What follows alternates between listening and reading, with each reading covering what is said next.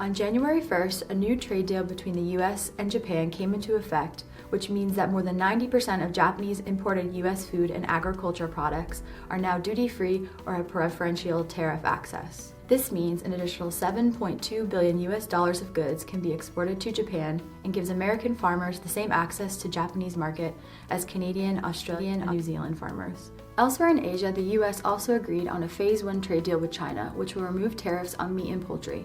The agreement has been claimed as a game changer for the US beef industry, as China is the world's largest growing market for imported red meat, and its imports grew by 65% year on year to exceed $14 billion in 2019. The European Food Safety Authority recently hosted a panel on biological hazards, which claimed that the whole genome sequencing could pose new possibilities for foodborne outbreak detection and investigation, as well as source attribution and hazard identification. EFSA has recommended that there should be international agreements on the standardization and quality control parameters, as well as validation, which will help ensure methods are repeatable, reproducible, and accurate.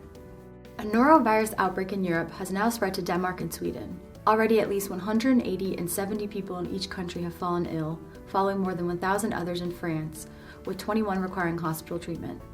The French Ministry of Agriculture and Food reports that more than 400 companies have been affected by the temporary closure of 23 shellfish growing zones in 7 regions due to the outbreak.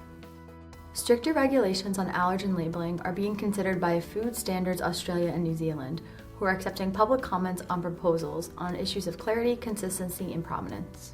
The governmental body claims that the lack of requirements over how and where declarations for allergens are made on packaging has created uncertainty for businesses when complying with requirements and equally for regulators when having to enforce them. Called the Plain English Allergen Labeling Proposal, or PEAL for short, this move represents the second round of calls for public comment since 2018 and comes following risk assessment work conducted by the governmental body. South Korea has enacted the first of 9 new policies this year for food and health foods. The first of these new policies is to ensure product safety by requiring manufacturers to adhere to good manufacturing practices. 8 more policies are due to be implemented this year, including a requirement for functional food manufacturers of a certain size to implement product traceability systems from June.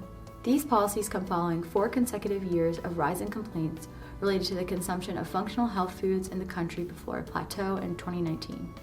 It has been revealed that 9 out of 13 beef processing plants in the Brazilian state of Mato Grosso have tested positive for Listeria spp. Although export-authorized Brazilian plants adhere to the international regulations, Brazilian internal rules only require Listeria monocytogenes to be controlled in ready-to-eat products. 50 beef samples were taken from 13 different export-authorized plants, while Listeria isolates were discovered in 9 of the plants.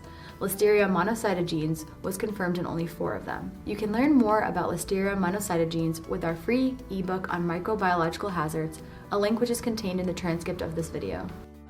Europol have announced details of arrests made by the Spanish Civil Guard on an organized crime group selling horse meat deemed unfit declared for human consumption. The arrests followed checks of documents on more than 10,000 horses and the seizure of 185 falsified horse passports at stables and slaughterhouses around Barcelona and Catalonia. 15 suspects have been arrested and 13 others are under ongoing investigation.